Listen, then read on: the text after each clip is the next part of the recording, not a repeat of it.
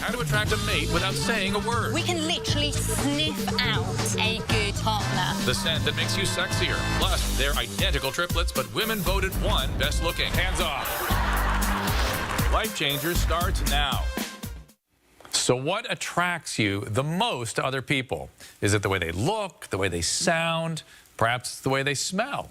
Today, we're going to put your theories to the test and even reveal the best way for you to attract the opposite sex. I brought in one of my favorite life changers, sex therapist Simone Bienne, to run this Life Changers Love Lab, and she's going to help us understand the laws of sexual attraction. Welcome, Simone Bienne. Hi, Hello. Simone. Welcome. So attraction is actually fairly complicated, but there are some senses that we can rely on more than others, right? Yeah, absolutely. And complicated is the right word to use. Yeah. Even if you're physically attracted, you can be unconsciously drawn to somebody. And that can be because they look like your opposite sex parent. So I think a really good example is if you look at Brad Pitt, apart from the fact he's absolutely gorgeous, he actually looks like Angelina's father when he was very, very young. Oh, that's interesting. If you study them very closely, very similar jawline, very similar lips. And it has to be more than just how they appear, too. There's got to be something about them that we pick up on unconsciously, right? That's very much fitted like the parent. Exactly. Yeah. So all the emotional stuff, the unconscious healing that can happen, that's all the really deep stuff. And the super juicy stuff that I know you and I really like are the unconscious evolutionary factors, the way we are hardwired. And for women, and this is what I find really fascinating, we can literally sniff out a good partner. Sniffing out a good partner. So if somebody has opposite genes to us, you'll smell it. We will smell it, and we will become more sexually attracted to them. Okay. Do I smell okay now? Is that right? You smell beautiful. Thank you, thank you. Now, before our show, Simone had female members of our audience vote on which amongst a set of identical triplets, check that out, they found most attractive. There they are. There's one of them. Now, surprisingly enough, one triplet won by a large margin over the other two. I evidently can't sniff because they look exactly the same to me, but we'll explain why the ladies picked one over the other two. Now, first, Simone, is sexual attraction, as we've said, an unconscious thing, even if it's a sensate experience, right? We not be aware we're smelling things. Yeah, absolutely. And for women, sense of smell is the strongest. So it is completely unconscious. We are unaware, and it's all to do with pheromones. Now, for men, you and I fight about this all the time. Yes. The difference between men and women. In a friendly way. In a friendly way. But for men, it's the eyes. Yes. It's visual, and we are conscious of it. Maybe too conscious of it. Yeah. But for women, it's the smell, and that goes down to the evolutionary factors. And it's totally and utterly unconscious. So if somebody, I do not know whether you are, I mean, obviously, you're my friend, I work with you, we're both married. But if we were single, I would be able to sniff out to see whether you have good genes. Apart from, you all know that Dr. Drew has the best genes, smart, tall, testosterone-driven, but we can smell out testosterone. And somehow as a man, that's super scary. Yeah, it is, and that's why... Because we have no control over that. Exactly, and that's why women are so damn complicated. And that's why you make us so damn crazy. Yes. Well, I received a video, speaking of crazy, from a young man who can't seem to attract anyone. Take a look at this. Hey, Dr. Drew, my name's Alex Stein. I'm 25 years old, and I'm from Dallas, Texas. And I'll just be honest with you, I'm having trouble finding a date out here in LA. It's a big city, and, you know, I'll be honest, I'm not a millionaire. I don't have a bunch of cash to these ladies. I just want to meet a genuine girl that's not looking for somebody that's going to help her career out. I just want to meet somebody that's going to make me happy and be there for me, and I want to do the same for her. So, Simone, he looks like a nice guy. It's sort of weird to think that he's having trouble even attracting someone. What did you think of him when you met him? I thought he was absolutely gorgeous. But the dating world is very, very difficult. It isn't easy to meet somebody. So the idea is to try and help somebody in the best possible way. You got to grab attention. Okay, so I asked Simone to meet up with Alex and test his attractiveness and give him some of those tips or tools, whatever it might be. Let's see what happens. So, Alex, you're having trouble finding a date. We're going to help you. We're going to try a social experiment, and we're going to get people to try and engage with you. First off, you're going to go out as you.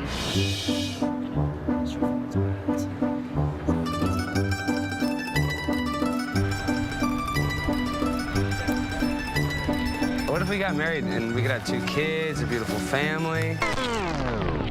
So, Alex, Not too much luck there. No, not too much at all. Next up, we're going to get you with a guitar and see what happens then.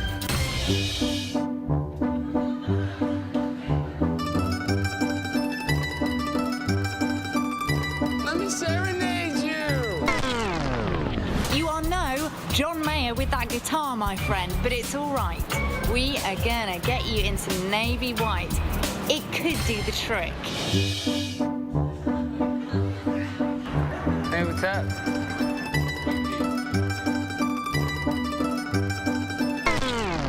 I've got to tell you, I'm disappointed. I thought the man in uniform would really work. One last thing we're going to do with you. We are going to try the puppy trick. Just let the puppy do the talking, okay?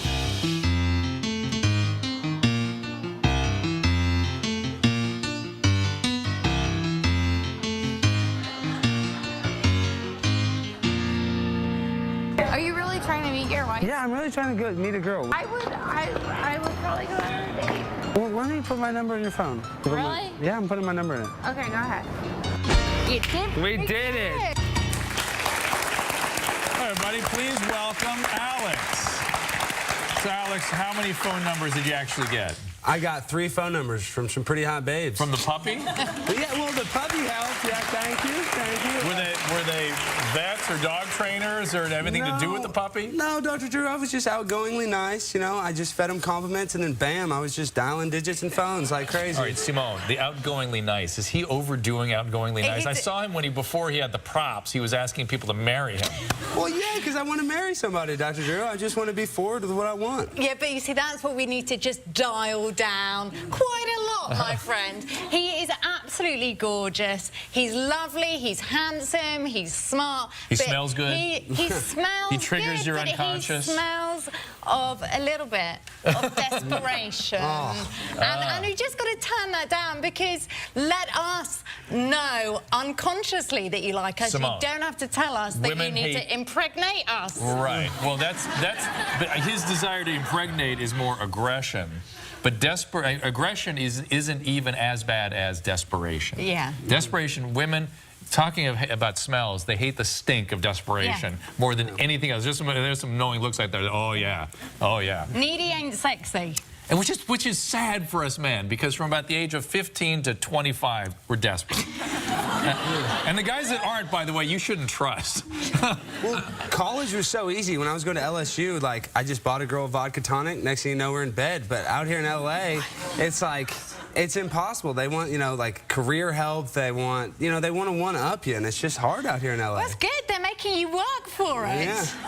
So Alex met a number of people while doing this attraction experiment, and one young lady just happens to be with us in the audience. Where is Kara?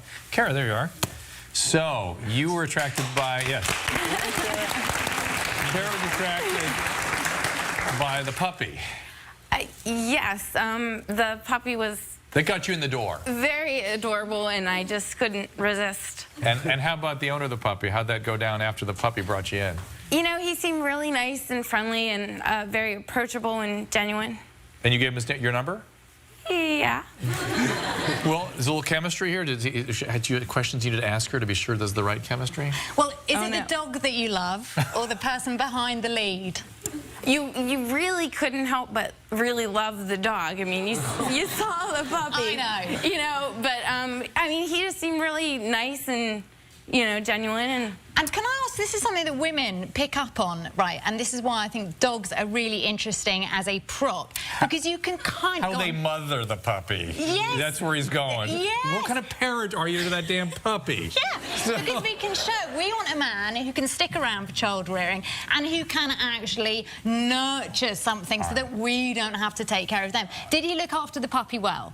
Oh, yeah, definitely. Okay, so if you guys are up for it, we'd love to send you out on a really cool date. Let's you guys go. up for that? Yeah. That sounds really cool. Okay, and Alex, of course, is up for it. Yeah. Do not take any vodka tonics from him, is my advice. We now have to take a break, so when we come back, we're going to find out which one of the identical triplets is more attractive. Be right back.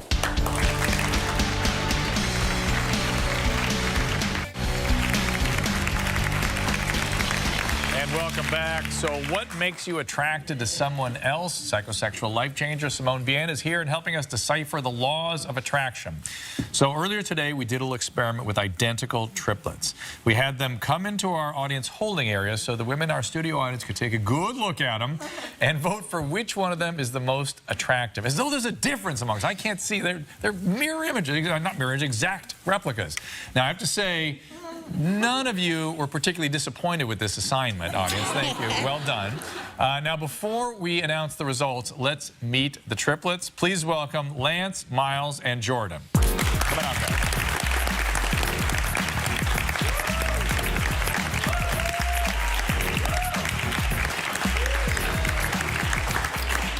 So, does one of you guys do better than the rest?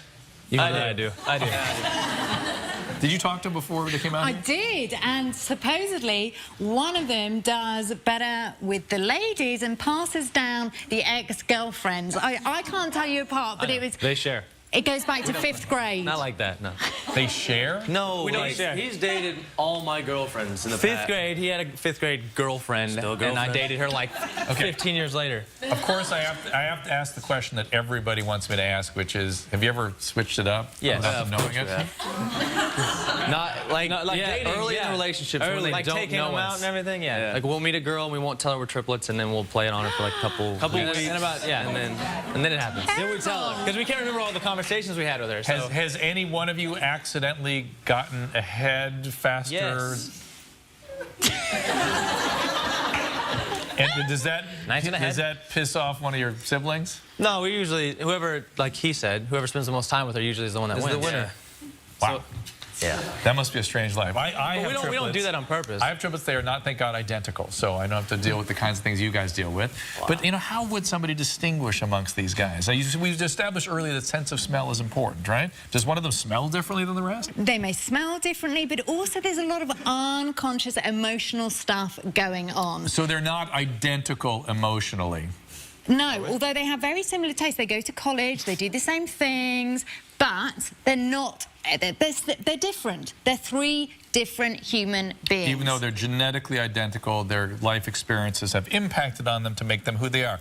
Well, I'm going to talk to some of the audience members about who they found the most attractive amongst these 3 guys. Who liked A best? Raise your hands. Oh, here's somebody. Tell me why. More hands. Not enough. Why? Stand up here. Why A best? Well, it's kind of impossible to choose, for obvious reasons, but A kind of seem more fun and flirty. You're That's more why I fun and chose flirty. them. So I immediately saw that. Okay. How about B? Who likes B? Okay. Stand up.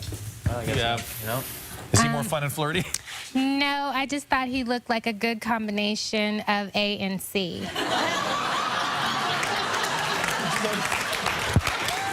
That's good. We're all a combination, aren't we? Women do use their unconscious because they certainly aren't using their conscious minds in making these decisions. Who likes C? Oh, here we go. Who likes? Stand up for me. -1. But an acceptable answer is not a combination of A and B. Definitely not. Very distinctive. I am attracted to guys that have more of a younger, boyish look. Oh, I immediately see that and see. He looks at Yeah, least 7 yeah. years younger than the other 2. Seriously. But he's a little bit shorter. He has softer features. He has thicker hair. Propose now. And a birthmark on his cheek that's totally cute. Okay, show me that mark on his cheek. Okay. So the one distinctive mole here, whereas the others I see. don't This have- mole is different than that mole, which is different than that mole. Yeah, pretty much. Okay. Yeah. Okay. Okay. Let's go back. Hot. Moles are hot. Well, I do have the results, ladies, and the winner is triplet B. She's surprised, obviously. And as we have learned, it's because he's a combination of A and C. But actually, I have to let everyone in on a little secret, and Simone, you know this, that we actually gave B a little bit of extra biological help because we dabbed him with pheromones to actually make him smell unconsciously more desirable to women? Yeah, and interestingly, we now need the extra bit of help because as cavemen, we produce more pheromones. As we learnt to talk, we stopped producing pheromones as much. Animal kingdom, you know, still uses pheromones. And so the smell and the pheromones were a sign of health, were they not? Yeah, exactly. We can smell out an attractive male who can, you know, produce and carry on our genes. And that fit well, would make a good connection with our genes. Healthy children. Healthy children. I guess what it also reminds us is that we need to follow our instincts a bit, because that's a healthy instinct, is it not, to follow the scent of smells, follow the scent, literally.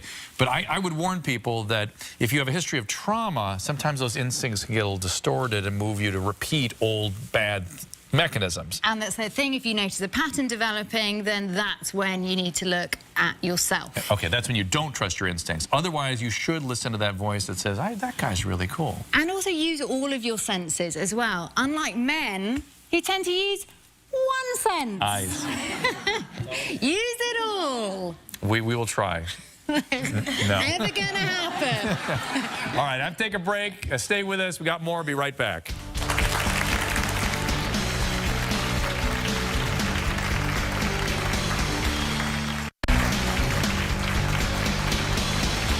Welcome back. Now, earlier we were talking about attraction and the things that make our hearts go pitter-patter. But what if your heart unexpectedly does something not like that, something unthinkable? You find yourself having a heart attack. Well, that's what happened to my next guest, Jennifer. And with Jennifer is Darshana. She is a Walgreens pharmacist who has some tips for you all about heart health. Welcome, Jennifer and Darshana. So Jennifer, did you know you were having a heart attack? I imagine you got sudden chest pain. I'm a news reporter, so I'd had an extremely stressful day. I was out on a live shot, and I felt something odd in my chest, and then it just progressively got worse and worse, and I took a few steps, and my left arm went numb.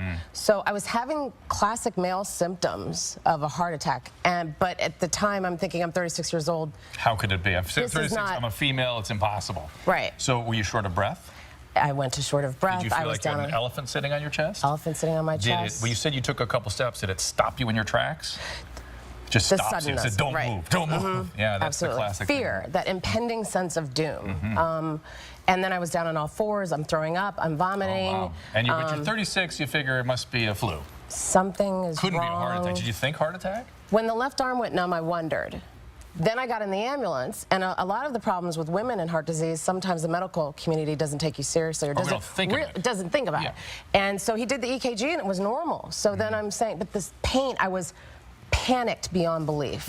I knew something was horribly wrong, but I didn't know what. When the EKG was normal, I said, okay, I don't know what this is. They whisked me into the ER, and a doctor, a woman the same age as me, is looking me in my face, and she says, your EKG now shows that you are having a heart attack. And at that point, I said, I don't want to die. I can't believe this is it. At 36. Did they take you right after the cath lab and put a stent in? They ran me down the hall into the cath lab, and at that point, you know, I want to see my family. I'm not thinking about my career. I'm just thinking about, you know, where are my loved ones and what's going to happen to me. Now, you're a 36-year-old female, so the causes are different than, say, in a 50-year-old male. What was the cause in your case? I had what's called a spontaneous coronary artery dissection, which is basically a tear in my right coronary artery. It ripped like a piece of fabric. The inner lining, the artery flapped down. The blood that was in the artery clotted, so when they went in, they had to remove the blood clots and then stick in 2 stents to reopen the artery so the blood would flow back to my heart. Thank goodness. You should expect to live a normal life expectancy now. I hope so. I hope so. Darshana, it's a process, mentally. No, you should be fine. I mean, those stents are very predictably good, particularly for a dissection. Darshana, what should people at home do to maintain cardiac health, heart health? Well, being a Walgreens pharmacist, we are just one piece of the puzzle. So Walgreens is taking a holistic solution by offering heart health testing. So throughout the month of February, you can walk into any of our nationwide 8,000 stores and get a free blood pressure test with no appointment necessary. Fantastic. And if it's up, do you guys follow up? Absolutely. We do make a follow-up phone call, so we make sure that you understand what your numbers mean and that you follow up with your doctor and give you good heart health habits as well. Fantastic. I understand for the month of February you've partnered with the American Heart Association? Yeah, so for every blood pressure test that we administer, we're donating $1 to the American Heart Association up to $100,000. That's great. great. So we got to get 100,000 people out there to get your blood pressure tested. And, of course, that'd be important for those people's health as well. Of course, maintaining your health is extremely important, but just like Jennifer, you never know when something could happen. Taking preventative measures, of course, always a smart idea. So Walgreens is giving each of our audience members a $50 gift card to use at their local Walgreens. That's right. And if you would like a $50 Walgreens gift card as well, just log on to drdrew.com. Go there now. We'll be right back.